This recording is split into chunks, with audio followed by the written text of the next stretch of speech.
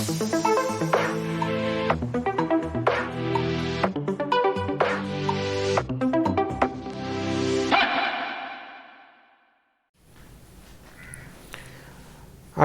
alaikum and hello to all students. Today we are going to discuss blood. आज जो topic हम discuss करने जा रहे हैं वो है बॉडी का बहुत इम्पोर्टेंट कंपोनेंट जो कि एक कनेक्टिव टिश्यू है जिसे ब्लड कहा जाता है। अगर हम ब्लड के पीएच की बात करते हैं सबसे पहले तो हमारी बॉडी में जो ब्लड की पीएच है वो 7.35 से 7.45 की नैरो रेंज में रखी जाती है। हल्की सी बेसिक है क्योंकि 7 से ज़्यादा है और ज़रा सी भी इसके अंदर चेंज आ जाए, एसिडिक हो जाए या बेसिक हो जाए तो हमारे जिस्म में बहुत सारे मसाइल या कॉम्प्लिकेशन जो हैं वो पैदा होना शुरू हो जाती हैं और अगर एक्सट्रीम चेंज आ जाए तो उससे ब्लड ख़राब हो जाता है और इंसान की डेथ हो सकती है। अगर हम ब्लड की बात करें तो मैंने क्या किया है कि एक आर्टरी से एक ब्लड जो है वो निकाल लिया। अब यहाँ पे आर्टरी की बात हुई है तो यहाँ पर डिस्कस कर लेते हैं कि आर्टीरियल ब्लड यानी आर्टरी में मौजूद ब्लड और वेनस ब्लड में थोड़ा सा फ़र्क होता है। आर्टीरियल ब्लड में ऑक्सीजन की कॉन्सेंट्रेशन ज़्यादा होती है, वहाँ पर ऑक्सीजन जो है वो हीमोग्लोबिन के साथ मिलकर ऑक्सी हीमोग्लोबिन की शक्ल में मौजूद होती है, जिसकी वजह से आर्टीरियल ब्लड जो है वो ब्राइट रेड कलर का होता है। जबकि जो वेनस ब्लड है उसमें ऑक्सीजन की मिकदार कम होती है क्योंकि वहाँ पे CO2 का लेवल बढ़ चुका होता है और उसका जो कलर है वो पर्पलिश होता है। और अगर हम अपनी बॉडी पे देखें तो जो वेन्स नज़र आती हैं वो हमें ब्लूइश जो नज़र आती हैं, ये बेसिकली डीऑक्सीजनेटेड ब्लड होता है क्योंकि उसमें ऑक्सीजन जो है वो कम हो चुकी होती है। अब क्वेश्चन ये है कि जब हमारी बॉडी में कट लगता है तो हमारा जो ब्लड है वो तो ब्राइट रेड कलर का ही होता है, लेकिन जब हम अंदर देखते हैं बॉडी के स्किन के अंदर तो वो हमें ब्लू ब्लू नज़र आता है। तो जब कोई वेन कटती है या छोटी वेन्यूल्स कट जाती है, कैपिलरीज कट जाती हैं, तो ब्लड हमेशा रेड कलर का ही होता है। तो उसकी रीज़न ये है कि जैसे ही ब्लड बाहर निकलता है ये हमारी एटमॉस्फेयर से फौरी तौर पर ऑक्सीजन को एब्जॉर्ब कर लेता है और ब्राइट रेड कलर का हो जाता है और अंदर जो है ये हमें ब्लूइश नज़र आता है। ब्लड जो है ये मुख्तलिफ़ कलर्स के हो सकते हैं, मुख्तलिफ़ इनकी डेंसिटी हो सकती है। मिसाल के तौर पर कुछ लोगों का ब्लड लाइट होता है, कुछ का डार्क कलर का होता है, वो फिर डिपेंड करता है ऑक्सीजनेशन के ऊपर। और कुछ लोगों का जो ब्लड वॉल्यूम है वो ज़्यादा होता है, कुछ का कम होता है। तो एनी हो हमने एक आर्टरी से एक ब्लड जो है वो निकाल लिया है और उसको मैंने एक टेस्ट ट्यूब में डाल दिया। ब्लड की ये प्रॉपर्टी है कि ये फौरी तौर पर कोएगुलेट कर जाता है। इसको कोएगुलेशन से बचाने के लिए मैंने इसमें डाल दिया है केमिकल सब्सटेंस जिसे हम एंटी कोएगुलेंट कहते हैं। एंटी कोएगुलेंट जो है ये हमारे ब्लड को क्लम्पिंग होने से बचाएगा, कोएगुलेट होने से बचाएगा, लोथड़े बनने से बचाएगा। उसके बाद हम इसको चंद मिनट के लिए रख देंगे या फिर उसको सेंट्रीफ्यूज मशीन में डालकर थोड़ी देर के लिए सेंट्रीफ्यूज कर लें तो ब्लड के जो कंपोनेंट्स हैं वो सेपरेट हो जाएंगे। उसमें क्या होगा कि जो प्लाज्मा है वो ऊपर आ जाएगा और जो ब्लड सेल हैं वो नीचे ठहर जाएंगे। तो प्लाज्मा जो है ये ब्लड का 55% होता है जबकि ब्लड सेल जो हैं ये 45% होते हैं। अब इनको बारी बारी डिस्कस कर लेते हैं। तो सबसे पहले हम बात करेंगे प्लाज्मा की। तो प्लाज्मा जो है एक ऐसा मीडियम है जिसमें मौजूद ब्लड सेल और उसके जो कंपोनेंट्स हैं और उसके जो इंग्रेडिएंट्स हैं वो सारे के सारे जो हैं वो मौजूद होते हैं। इसमें प्राइमरली जो है वो वाटर होता है। वाटर की जो रेशो है वो तकरीबन 90% है। 90% जो ब्लड है उसमें प्लाज्मा है उसमें पानी होगा। उसके बाद इसमें प्रोटीन्स होंगी 7%। प्रोटीन्स में सबसे इम्पोर्टेंट जो है वो एल्ब्यूमिन है। एल्ब्यूमिन जो है ये दो तरह की प्रोटीन होती है, डिफरेंस देख लें। एक एल्ब्यूमिन ई से होता है, एल्ब्यूमिन वो अंडे की सफ़ेदी में पाई जाती है, वो भी प्रोटीन होती है, उसका एक अलग रोल है। एल्ब्यूमिन आई से जो है ये हमारे ब्लड में पाई जाने वाली प्लाज्मा प्रोटीन है। ये हमारी बॉडी में ऑस्मोटिक बैलेंस को कंट्रोल करती है, हमारे ब्लड प्रेशर को कंट्रोल करती है। और दूसरे नंबर पर जो प्रोटीन पाई जाती है वो है फिब्रिनोजन। फिब्रिनोजन जो है ये ब्लड क्लॉटिंग प्रोटीन है जो हमारे जिस्म में जब चोट लग जाती है, ज़ख़म हो जाते हैं तो ब्लड को क्लॉट करवाने के लिए ये इस्तेमाल होती है। उसके अलावा ग्लोबुलेंस हैं। ग्लोबुलेंस में इम्यूनोग्लोबुलेंस आते हैं जो इम्यूनिटी का काम करते हैं। जो ये ख़ास किस्म की प्रोटीन्स होते हैं जिन्हें एंटीबॉडी कहते हैं। एंटीबॉडीज़ जो हैं ये हमारी बॉडी में वाइट ब्लड सेल प्रोड्यूस करते हैं जब हमारी बॉडी में एंटीजन दाखिल होता है। कोई भी फॉरेन मटेरियल जब दाखिल होता है तो हमारी बॉडी उसको प्रोड्यूस करती है और ये जो एंटीबॉडीज़ होती हैं ये हमारे जिस्म में इम्यूनिटी का काम करती हैं। उसके बाद हम बात करेंगे इलेक्ट्रोलाइट्स की। प्लाज्मा के अंदर बहुत सारे इलेक्ट्रोलाइट्स जो हमारी बॉडी को पानी की डिहाइड्रेशन से बचाते हैं, आयंस का बैलेंस रखते हैं, जिसमें सबसे इम्पोर्टेंट NaCl है, सोडियम क्लोराइड, जो आम खाने का नमक है जो हमारे घरों में भी इस्तेमाल करते हैं। तो NaCl जो है ये भी हमारे प्लाज्मा में मौजूद होता है। इसके अलावा ग्लूकोज है जो बॉडी ने एब्जॉर्ब किया है, ब्लड ने एब्जॉर्ब किया है स्मॉल इंटेस्टाइन से, वहाँ से फूड की डाइजेशन हुई और वहाँ से ये एब्जॉर्ब किया, तो हमारे ब्लड में एक मखसूस मकदार में ब्लड की ग्लूकोज की कॉन्सेंट्रेशन जो है वो हमेशा मौजूद रहती है। अगर ये इंक्रीज़ कर जाए तो इंसान जो है वो डायबिटीज़ का शिकार हो सकता है। इसके अलावा अमीनो एसिड्स भी होते हैं, कुछ एंजाइम्स होते हैं जिन्होंने वर्क करना होता है, हार्मोन्स होते हैं जो हमारी बॉडी के ग्लैंड्स प्रोड्यूस करते हैं, न्यूट्रिएंट्स हैं, ग़िज़ाई अज्जा जो हमने ब्लड ने वहाँ से स्मॉल इंटेस्टाइन से एब्जॉर्ब किए हैं। इसके अलावा बहुत सारे इनऑर्गेनिक और ऑर्गेनिक आयंस पाए जाते हैं, वेस्ट मटीरियल मौजूद होता है, गैसेस मौजूद होती हैं, ऑक्सीजन है, उसके अलावा CO2 है जो ब्लड के अंदर जो है वो मौजूद होती हैं। तो एनी हो प्लाज्मा जो है ये एक पूरा मीडियम है जिसके अंदर हमारे ब्लड के कंपोनेंट्स हैं। अब प्लाज्मा बनता कैसे है, जैसे मैंने अभी आपको बताया कि ब्लड सेल जो है वो अलहदा हो जाए तो बाकी जो चीज़ है वो प्लाज्मा बच जाती है। तो जब हम ब्लड में से ब्लड सेल जो हैं वो माइनस कर देंगे, red blood cell, white blood cell, platelets, तो बाकी जो पानी बचेगा, लिक्विड बचेगा, उसे हम प्लाज्मा बोलते हैं। अब प्लाज्मा में से अगर हम एक protein, blood clotting protein fibrinogen को माइनस कर दें, निकाल दें, तो उसके बाद जो है वो सीरम बच जाता है। ये देखें सीरम की डेफिनेशन है प्लाज्मा माइनस फिब्रिनोजन, तो फिब्रिनोजन को निकाल दें तो बाकी सीरम बच जाता है। तो इस तरीके से ये हमारा प्लाज्मा और सीरम और उसकी कंपोजिशन जो है वो आपके सामने आ गई। अब उसके हम दूसरे कंपोनेंट की तरफ चलते हैं जिसका नाम है ब्लड सेल्स। ब्लड सेल जो है ये 3 इकसाम के हैं, इरिथ्रोसाइट्स, ल्यूकोसाइट्स और थ्रोम्बोसाइट। इरिथ्रोसाइट जो है ये रेड ब्लड सेल हैं, ल्यूकोसाइट वाइट ब्लड सेल हैं और प्लेटलेट्स। बारी बारी इनको भी देख लेते हैं। तो सबसे पहले हम बात करेंगे इरिथ्रोसाइट की। ये रेड कलर के होते हैं, इरिथ्रो का मतलब होता है रेड, साइट कहते हैं सेल्स को। और ये सबसे पहले इनकी फॉर्मेशन की बात कर लेते हैं। जब हम एम्ब्रियो की फॉर्म में होते हैं, यानी अभी हम माँ के पेट में फीटस की शक्ल में होते हैं, तो ये जो रेड ब्लड सेल हैं ये हमारे लिवर यानी कलेजी और स्प्लीन यानी तिली में बनते हैं, क्योंकि उस वक्त हमारी हड्डियाँ जो है वो काम नहीं कर रही होती, या वो छोटी होती हैं, या वो कार्टिलेज की बनी होती हैं। लेकिन जैसे ही हम दुनिया में आ जाते हैं और बड़े होना शुरू हो जाते हैं, तो ये जो फैक्ट्रियाँ हैं ये हमारी हड्डियों में ट्रांसफ़र हो जाती हैं। तो हमारी हड्डियाँ जैसे स्टर्नम सीने की हड्डी है, वर्टिब्रल कॉलम की वर्टिब्री हैं, इसके अलावा स्कल की बोन्स हैं, इसके अलावा रिब्स की बोन है, जहाँ पे रेड बोन मैरो पाया जाएगा। रेड बोन मैरो के अंदर जो है ये रेड ब्लड सेल बनते हैं। शुरू में इनमें न्यूक्लियस होता है, लेकिन ये बाद में इनका न्यूक्लियस जो है वो ख़त्म कर दिया जाता है। तो है जो ब्लड बनने का अमल है उसे हम कहते हैं हीमेटोपोइसिस। हीमेटोपोइसिस जो है इसमें हम ये स्टडी करते हैं कि ब्लड सेल जो हैं वो कैसे और कैसे कहाँ बनते हैं। तो आमतौर पर ये कॉन्सेप्ट है कि हमारा ब्लड लीवर के अंदर बनता है। हाँ, लीवर में ज़रूर बनता है, लेकिन सिर्फ एम्ब्रियोनिक हालत में। बड़े होने के बाद जो ब्लड है वो हमारा हड्डियों के अंदर बनता है, जिसे हीमेटोपोइसिस कहा जाता है। इस तरह ब्लड की जो स्टडी है उसे हीमेटोलॉजी कहते हैं, और वो साइंसदान जो ब्लड को स्टडी करते हैं उन्हें हेमेटोलॉजिस्ट कहा जाता है।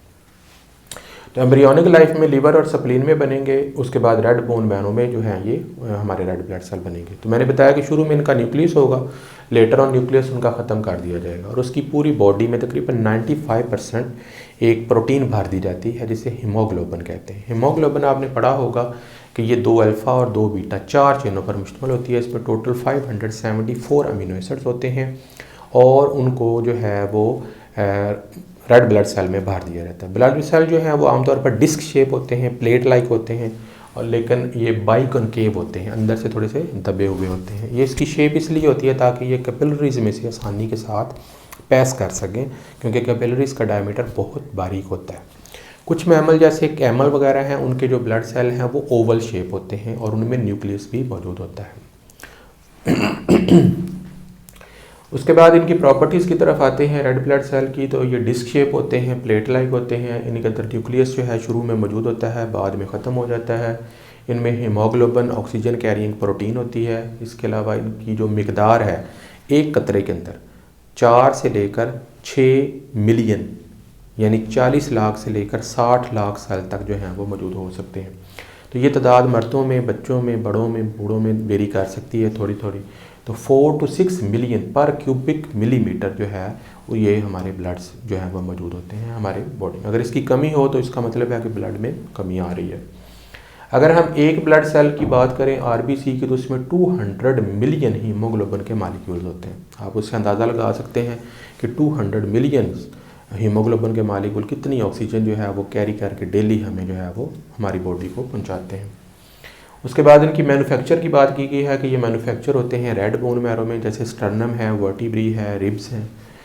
लाइफ की बात करें तो इनकी उम्र जो है वो सिर्फ 4 माह होती है, जो कि 120 दिन होती है। उसके बाद ये डेड हो जाते हैं। डेड होने के बाद इनको लिवर में भेजा जाता है, जहाँ पर इनकी ब्रेकडाउन होती है। इनको रिसाइकल किया जाता है, हीमोग्लोबिन और बाकी चीज़ें अलग अलग कर दी जाती हैं। इसी के ज़रिए में एक प्रोटीन पैदा होता है, केमिकल पैदा होता है, जिसे बिलिरुबिन भी कहा जाता है, जो कि बाइल बनाने में काम आता है। अगर बाइल में बिलिरुबिन की मिकदार हमारी बॉडी में बहुत ज़्यादा बढ़ जाए तो हमें हेपेटाइटिस भी हो सकता है। अगर हम इनके फंक्शन की बात करें तो ये बहुत सारे ऑक्सीजन और मेटल आयंस को ट्रांसपोर्ट करते हैं। ऑक्सीजन को लंग से लेते हैं और पूरी बॉडी तक पहुंचाते हैं। इसके अलावा ये थोड़ी सी ट्रांसपोर्ट CO2 भी करते हैं, लेकिन आमतौर पर इनका जो रोल है वो ऑक्सीजन को ट्रांसपोर्ट करना है। उसके बाद हम आते हैं वाइट ब्लड सेल की तरफ। वाइट ब्लड सेल जो है इन्हें ल्यूकोसाइट कहा जाता है। ल्यूको का मतलब होता है क्लियर वाटर। तो ये बिल्कुल सफ़ेद रंग के सेल्स होते हैं, इन्हें ल्यूकोसाइट कहते हैं। सबसे पहले इनकी फॉर्मेशन की बात कर लेते हैं। ये भी हमारी हड्डियों में बनते हैं और इनकी तादाद जो है वो 8 से 10 हज़ार होती है पर मिलीमीटर क्यूब के अंदर। और ये वाइट बोन मैरो जो हमारी हड्डियाँ, बड़ी हड्डियाँ हैं, उनके अंदर सफ़ेद रंग का गूदा होता है, जिसे मिक भी कहा जाता है। उसके अंदर ये वाइट ब्लड सेल जो हैं वो बनते हैं। तो अगर हम इनकी टाइप्स की बात करें तो ग्रैन्युलोसाइट और ए ग्रैन्युलोसाइट, 2 तरह के वाइट ब्लड सेल होते हैं। ग्रैन्युलोसाइट की बात करें तो इनका जो साइटोप्लाज्म है वो ग्रैनुलर होता है। जैसे छोटे छोटे दाने होते हैं, हमें जब माइक्रोस्कोप से करते हैं या इसकी स्टेनिंग करते हैं तो हमें उसमें बारीक बारीक जो हैं वो दाने से नज़र आते हैं, इसलिए इसको ग्रैन्युलोसाइट कहते हैं। जबकि ए ग्रैन्युलोसाइट में जो है वो हमें कोई किसी किस्म के ग्रैन्यूल्स जो हैं वो नज़र नहीं आते। ग्रैन्युलोसाइट जो है जब हम उसको स्टेन करते हैं वाइट ब्लड सेल को, तो उनकी हमारे पास 3 टाइप्स आ जाती हैं। ओसिनोफिल्स हैं, बेजोफिल्स हैं और न्यूट्रोफिल्स हैं। ओसिनोफिल्स को इनका नाम इसलिए दिया गया है, ओसिनो एक रेड कलर की डाई है जो कि एसिडिक डाई है। इसको ये एब्जॉर्ब कर लेते हैं। फिल का मतलब होता है लव करना, तो इसलिए क्योंकि इनका जो कलर है वो डाई को एब्जॉर्ब करना है, इसलिए हम इनको ओसिनोफिल कहते हैं। इनके अंदर बाइलोब्ड न्यूक्लियस होता है और इनका जो साइटोप्लाज्म है वो ग्रैनुलर होता है। ये फेगोसाइटिक सेल्स होते हैं और आमतौर पर ये पैरासाइट, बैक्टीरिया को नहीं, पैरासाइट्स जो अगर हमारी बॉडी में दाखिल हो जाए उन्हें फेगोसाइट एनगल्फ कर लेते हैं, निगल लेते हैं और अपनी बॉडी में डाइजेस्ट कर देते हैं। ये आमतौर पर एलर्जिक इन्फ्लेमेटरी रिस्पॉन्स के नतीजे में पैदा होते हैं और इन्फ्लेमेशन का बायस भी बनते हैं। ये हमारी बॉडी में तकरीबन 8 से लेकर 12 घंटे जो हैं वो रहते हैं। उसके अलावा इनका जो न्यूक्लियस है वो बाइलोब्ड होता है और जो साइटोप्लाज्म है वो ग्रैनुलर होता है। दूसरे नंबर पर जो सेल्स हैं वो बेजोफिल्स हैं। बेजोफिल को बेजोफिल का नाम इसलिए दिया गया क्योंकि ये बेसिक डाई को एब्जॉर्ब करते हैं और फिल का मतलब होता है लव करना, इसलिए इनको बेजोफिल कहा जाता है। इनका जो न्यूक्लियस है वो भी तकरीबन बाइलोब्ड है और साइटोप्लाज्म जो है वो ग्रैनुलर है। ये सबसे जो है वो कम होते हैं। बेजोफिल जो है ये रिलीज़ करते हैं हिस्टामिन। हिस्टामिन जो है ये एक ऐसा केमिकल सब्सटेंस है जो एलर्जिक रिएक्शन के नतीजे में हमारी बॉडी पैदा करती है ड्यूरिंग इन्फ्लेमेशन। इसके अलावा ये हेपेरिन प्रोड्यूस करता है जो कि ब्लड क्लॉटिंग में अहम रोल अदा करता है। अब एलर्जी के बारे में थोड़ा सा मैं आपको गाइड कर दूँ। एलर्जी क्या होती है? मिसाल के तौर पर मैं सांस ले रहा हूँ, मेरे जिस्म में डस्ट जा रही है, पोलन जा रही हैं, बहुत सारी चीज़ें जा रही हैं, लेकिन मेरी बॉडी कोई रिस्पॉन्स शो नहीं कर रही। लेकिन कुछ लोगों की बॉडी बहुत ज़्यादा एलर्जिक हो जाती है, सेंसिटिव हो जाती है। उनके लंग्स में जैसे ही कोई डस्ट या पोलन दाखिल होता है, उनकी बॉडी के जो वाइट ब्लड सेल हैं वो फौरी तौर पर हेपेरिन और जो है हिस्टामिन प्रोड्यूस कर देते हैं, जिसके नतीजे में हमारी जो एयरवेज हैं या हमारी ब्लड वेसल हैं वो स्वेल कर जाती हैं, इन्फ्लेम्ड हो जाती हैं। तो ये एक तरह का एलर्जिक रिएक्शन होता है जो हमारी बॉडी जो है वो किसी ख़ास चीज़ के नतीजे में प्रोड्यूस करती है। इसी तरीके से जब हमें शहद की मक्खी डंग मारती है, कोई भीड़ काट लेता है, वैस्प डंग मारता है, सांप का जहर है या कोई सुई चुभ जाती है या नीडल चली जाती है, उसके नतीजे में हमारी बॉडी में स्वेलिंग होती है, पेन होती है, जगह के अंदर इन्फ्लेमेशन हो जाती है। तो ये सारी चीज़ें जो हैं ये एलर्जिक रिस्पॉन्स होता है जो हमारी बॉडी के white blood cell basophil produce करते हैं हिस्टामिन के ज़रिए। उसके बाद तीसरी टाइप की तरफ आते हैं न्यूट्रोफिल्स। न्यूट्रोफिल जो है ये सबसे ज़्यादा पाए जाते हैं। न्यूट्रो का मतलब है न्यूट्रल, ये कोई डाई एब्जॉर्ब नहीं करते, इसलिए इनको न्यूट्रोफिल्स कहा जाता है। ये भी ग्रैनुलर होते हैं, इनका जो न्यूक्लियस है वो मल्टी लोब्ड होता है। ये भी फेगोसाइटिक होते हैं, लेकिन ये आमतौर पर बैक्टीरिया, फंजाई और वायरसेस को जो है वो इनगल्फ कर लेते हैं, और इनका जो न्यूक्लियस है वो मल्टी लोब्ड होता है। तो इस तरीके से ये 3 टाइप के ग्रैन्युलोसाइट्स जो हैं वो हमारी बॉडी में पाए जाते हैं। वो साइनोफिल्स हैं, बेसोफिल्स हैं और न्यूट्रोफिल्स हैं। बहुत इंपॉर्टेंट जो है रोल है वो प्ले करते हैं। दूसरी जो टाइप है ल्यूकोसाइट की, उसे हम कहते हैं ए ग्रैन्युलोसाइट। ए का मतलब होता है नहीं, ग्रैन्युलो कहते हैं ग्रैन्यूल्स को, साइट कहते हैं सेल को, यानी जिनका जो साइटोप्लाज्म है वो ग्रैनुलर नहीं होगा। इसकी जो एग्जांपल है उसमें लिम्फोसाइट आ जाते हैं, लिम्फोसाइट बी एंड डी। 2 तरह के लिम्फोसाइट होते हैं, एक होते हैं लिम्फोसाइट बी, इनका नाम जो है वो बी लिम्फोसाइट इसलिए रखा गया है क्योंकि इनको पहली दफ़ा बर्सा ऑफ फैब्रिशियस, जो कि बर्ड्स के क्लोएका के पास एक छोटा सा लिम्फॉइड टिश्यू है, वहाँ से इन्हें डिस्कवर किया गया था। और जो लिम्फोसाइट टी हैं उनको इसलिए नाम दिया गया है क्योंकि इनको पहली दफ़ा थाइमस ग्लैंड से डिस्कवर किया गया था। ये दोनों ही बहुत इंपॉर्टेंट जो हैं वो सेल्स हैं लिम्फोसाइट्स। ये मैंने इनकी डायग्राम बनाई हुई है, एक लिम्फोसाइट बी है, एक लिम्फोसाइट टी है। ये आमतौर पर इम्यून रिस्पॉन्स जो है उसके नतीजे में प्रोड्यूस होते हैं और इम्यूनिटी में बड़ा अहम रोल अदा करते हैं। क्लोन सेल बनाते हैं, एंटीबॉडीज़ प्रोड्यूस करते हैं और इम्यूनिटी में बड़ा अहम रोल अदा करते हैं।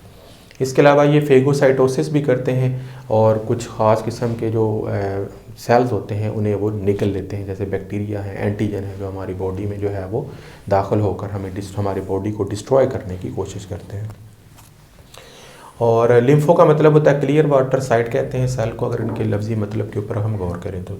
उसके बाद दूसरी तरफ टाइप के जो एक ग्रैन्युलोसाइट हैं इन्हें हम मोनोसाइट्स कहते हैं। मोनोसाइट्स जो हैं ये मैक्रोफेजेस होते हैं और ये भी जरासीम जो हमारी बॉडी में, जहाँ पर हमारी फॉर एग्जांपल किसी जगह पे चोट लग गई है और ये वहाँ पर उनको भेजा जाता है, और चोट की मकाम के ऊपर जहाँ से ब्लड बहुत सारा, वहाँ से जर्म्स हमारी बॉडी में दाखिल हो रहे हैं, वहाँ पर ये मैक्रोफेज का काम करते हैं और इन्फेक्शन साइट के ऊपर जाकर ये फ़ाइट करते हैं। ये ऐसे ही है कि जैसे किसी मुल्क के ऊपर कोई दुश्मन हमला कर दे तो हमारे मुल्क के जो फ़ौजी हैं वो वहाँ पर लड़ते हैं और दुश्मन से मुल्क को बचाते हैं। बिल्कुल इस तरह ये मैक्रोफेजेस जो हैं, फॉर एग्जांपल हमारी पूरी बॉडी को हमारी स्किन ने प्रोटेक्ट किया हुआ है।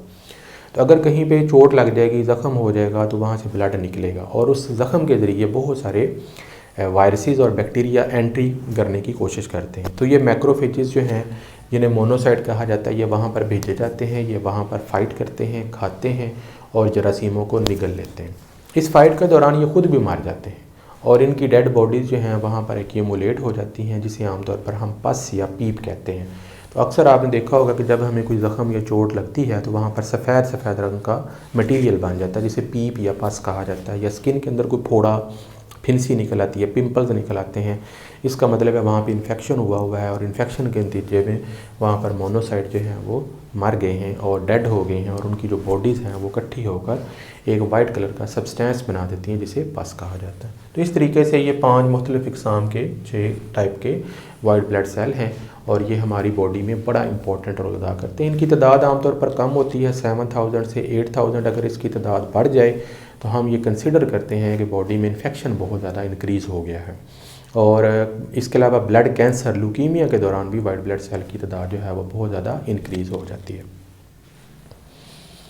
उसके बाद हम तीसरे कंपोनेंट की बात करते हैं तो इन्हें हम कहते हैं थ्रोम्बोसाइट्स। थ्रोम्बोसाइट जो हैं ये सेल्स नहीं हैं, ये थ्रोम्बन से लफ्ज़ निकला है। ऐसे सेल जो कि ब्लड क्लॉटिंग में जो कि थ्रोम्बिन प्रोटीन है वहाँ से इनको डिराइव किया गया है। ये सेल नहीं है बल्कि फ्रैगमेंट्स हैं छोटे छोटे। हमारे ब्लड में एक सेल पाया जाता है, बड़ा सेल, जिसे कहते हैं मेगा कैरियोसाइट। मेगा का मतलब होता है बड़ा, कैरियो का मतलब होता है न्यूक्लियस, साइट कहते हैं सेल को। तो ये जो सेल है मेगा कैरियोसाइट, इसके छोटे छोटे फ्रैगमेंट्स जो हैं वो टूटते रहते हैं, इन्हें हम प्लेटलेट्स कहते हैं या थ्रोम्बोसाइट्स कहा जाता है। थ्रोम्बोसाइट जो है इनका सबसे बड़ा इंपॉर्टेंट रोल जो है वो हमारी बॉडी में ब्लड को क्लॉट करवाना है। जब हमारे जिस्म पे चोट लग जाती है, खुदा न खासा बाजू के ऊपर, टांग के ऊपर खून बहना शुरू हो जाता है, तो इससे खून बहता जाएगा और हमारी डेथ हो जाएगी। लेकिन इसको बंद करना जो है वो ज़रूरी है। तो थ्रोम्बोसाइट जो हैं ये ब्लड को क्लॉट करवाने में, खून के बहाव को रोकने में बड़ा अहम रोल अदा करते हैं। अब उसके लिए फॉर एग्ज़ाम्पल ये क्या करते हैं कि ये मेरे पास एक डायग्राम है, उसमें मैंने क्या किया कि एक ज़ख़म है बाजू के ऊपर हुआ है या टांग के ऊपर हुआ है, तो मैंने उसका क्रॉस सेक्शन जो है वो काट लिया। तो हमारी ब्लड में एक प्रोटीन होती है फिब्रिनोजन। जब ज़ख़म होता है तो वहाँ पर फिब्रिनोजन को एक्टिव किया जाता है, जिससे वहाँ पर वो एक नेटवर्क बना देती है, मैश वर्क बना देती है, बिल्कुल ऐसी जैसे दूध है। तो दूध के अंदर बलाई होती है लेकिन हमें नज़र नहीं आती, लेकिन जब हम दूध को आहिस्ता आहिस्ता गर्म करते हैं तो बलाई ऊपर आ जाती है, लेयर बन जाती है, यानी वो सोलुबल से इनसोलुबल फॉर्म में आ जाती है। इसी तरीके से हमारी बॉडी में जो ब्लड प्रोटीन फिब्रिनोजन होती है वो ब्लड प्लाज्मा में सोलुबल होती है, लेकिन जैसे ही उसको एक्टिवेट किया जाता है वो फिब्रिन इनसोलुबल फॉर्म में आकर ज़ख़म के मुकाम पर थ्रेड वर्क बना देती है। जैसे ही थ्रेड वर्क बन जाता है वहाँ पर फिर रेड ब्लड सेल और प्लेटलेट्स आकर जो हैं वो फंस जाते हैं और एक तरह की टेम्परेरी सील बना देते हैं, जिसे क्लॉट कहा जाता है, और ज़ख़म जो है वो बंद हो जाता है। तो इसके मैकेनिज़्म को मैंने थोड़ा सा यहाँ पर एक्सप्लेन किया है आपको समझाने के लिए। तो सबसे पहले प्लेटलेट्स और टिश्यू सेल जो हैं वो प्रोड्यूस करते हैं एक एंजाइम जिसे हम कहते हैं प्रोथ्रोम्बिन एक्टिवेटर। ये जो प्रोथ्रोम्बिन एक्टिवेटर होता है ये हमारे ब्लड प्लाज्मा में मौजूद एक प्रोटीन प्रोथ्रोम्बिन को एक्टिवेट कर देता है। ये जो प्रोथ्रोम्बिन है ये जैसे ही एक्टिवेट हो जाती है तो इसको कैल्शियम आयन की मौजूदगी में थ्रोम्बिन में कन्वर्ट कर दिया जाता है। जैसे ही थ्रोम्बिन बन जाता है तो थ्रोम्बिन जो है ये हमारे ब्लड में मौजूद फिब्रिनोजन को, जो कि सोलुबल होती है, उसको इनसोलुबल फॉर्म यानी फिब्रिन में तब्दील कर दिया जाता है। और ये जो फिब्रिन्स हैं ये फिर ज़ख़म वाली साइड पर एक नेटवर्क बना देते हैं और वहाँ पर उस नेटवर्क के अंदर रेड ब्लड सेल और प्लेटलेट्स आकर स्टक होना शुरू हो जाते हैं और आहिस्ता आहिस्ता एक लेयर बन जाती है, सील बन जाती है, टेम्पोरेरी सील बन जाती है जो ज़ख़म को रोक देती है, जिसे आमतौर पर हम क्रिंड कहते हैं। उसके नीचे फौरी तौर पर नई स्किन बनना शुरू हो जाती है और जैसे ही स्किन बनना शुरू होती है तो एक एंजाइम आता है जो इसको उतार देता है और वो आहिस्ता आहिस्ता उतर कर ख़त्म हो जाती है। तो इस तरीके से हमारा जो चोट होती है, हमारा वूंड होता है, वो हमारा ज़ख़म है वो हमारा सील हो जाता है। तो इस तरीके से आज हमने ब्लड और उसकी कंपोजिशन और उसके कुछ इंपॉर्टेंट कंपोजिशन के जो पार्ट्स हैं उनको स्टडी किया है। आई होप कि ये लेक्चर आपको समझ आ गया होगा। अगर आ गया है तो प्लीज़ इसको लाइक करें, सब्सक्राइब करें, दोस्तों के साथ भी शेयर करें। Hopefully see you in the next lecture. अल्लाह हाफ़िज़।